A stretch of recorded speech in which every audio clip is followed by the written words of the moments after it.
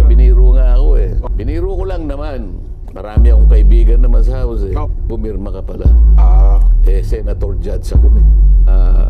Para naman ka ako eh, magkaroon ka naman ng pagkakataon na ikaw ay matanong naman dun sa impeachment court. Kung sakasakaling magkakaroon, isasuggest ko isa ka sa mga witnesses. Nung una tayong nag-usap, sinabi mo, anong magagawa ko? Mababasa ko ba yan eh? Napakakapal niyan eh. Pagkakanya kinakailangan pumirma ka agad. Paano ko mababasa yan? O edi pagka pinatawag mo ako dyan, ganyan, siyempre, iibahin ko na yung sagot ko.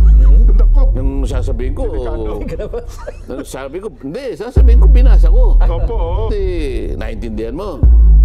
Yung susunod kong tanong ngayon, malalaman ko ngayon kung talaga naintindihan mo. Huwag mo na nga akong isasama dyan. Sabi na naman niya. Maano ko naman, matanong ko naman ngayon, magkakaibigan, magkakakilala naman tayo eh. Sabi niya, utang na loob, huwag mo naman akong, kahit na biro lang ako, kinakabahan.